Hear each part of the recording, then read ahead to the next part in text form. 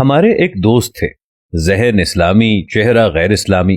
موصوف کچھ عرصے کے لیے انگلینڈ تشریف لے گئے۔ جب واپسی ہوئی تو بغل میں ایک میم تھی۔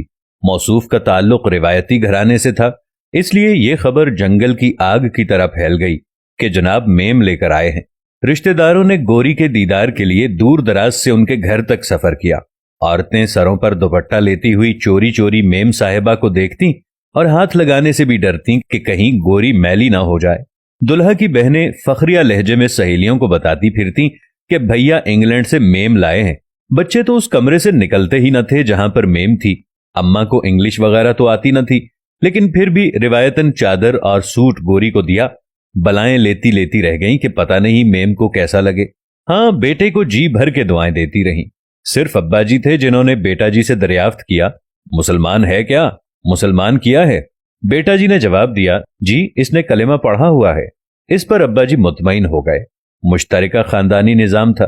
کچھ عرصہ گزرا کہ ایک نیا کام شروع ہوا۔ میاں کے آفس جانے سے پہلے میم دروازے کے اوپر خاوند کی باہوں میں جھول جاتی اور چہرے پر ایک پیار کی لمبی مہر ثبت کرتی۔ گھر میں کچھ چیمیں گویاں ہوئیں۔ بیٹا جی نے استفسار پر بتایا کہ سمجھ جائے گی، کلمہ پڑھا ہوا ہے۔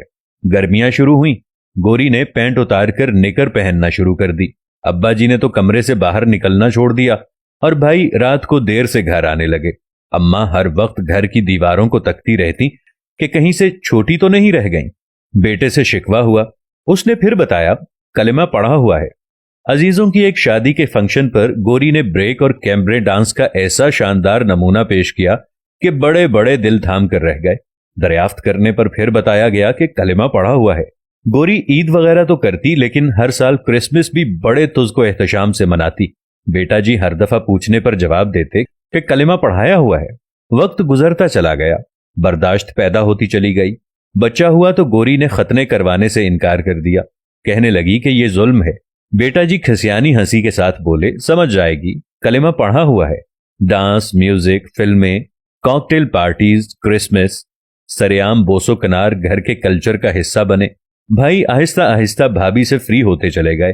ہاتھوں پر ہاتھ مار کر باتیں کرتے اور وہ ان کی گوری سہیلیاں ڈھونڈنے کی کوشش۔ بہنیں بھابھی کے کمرے میں جاتیں اور جینز کی پینٹیں پہن کر شیشے کے آگے چیک کرتیں، کیونکہ کلمہ تو انہوں نے بھی پڑھا ہوا تھا۔ بھابھی سے دل کی ہر بات کھول کر بیان کرتیں۔ گوری کبھی کبھار نماز جمعہ پڑھ لیتی تھی، اس لیے ابا جی بھی کہنے لگے کہ کلمہ پڑھا ہوا ہے۔ دوست احباب جب بھی ملنے جاتے تو گوری خاوند کے پہلو سے چپک بیٹھتی۔ ایک دو بار تو جگہ تنگ ہونے کی صورت میں گود میں بھی بیٹھنے سے گریز نہ کیا۔ پوچھنے پر صرف اتنا جواب ملتا کہ کلمہ پڑھا ہوا ہے۔ ایک کام گوری کا اچھا تھا، جب بھی کہیں باہر بازار وغیرہ نکلتی تو جینز شرٹ میں ملبوس ہونے کے باوجود سر پر ایک دوپٹہ سا ڈال لیتی۔ دیکھنے والے دیکھ کر ہی اندازہ کر لیتے کہ اس نے کلمہ پڑھا ہوا ہے۔ دوستو، اسلامی جمہوریت بھی مغرب کی ایک ایسی ہی گوری ہے جس کو ہمارے کچھ دینی مزاج والے بھائی بیاہ لائے۔ انہوں نے اس کو ادھر کے معاشروں کے قابل قبول ہونے کے لیے اسے کلمہ پڑھایا۔ قوم کو اس کے روب میں لانے کے لیے بتایا کہ کلمہ پڑھی ہوئی جمہوریت ہے۔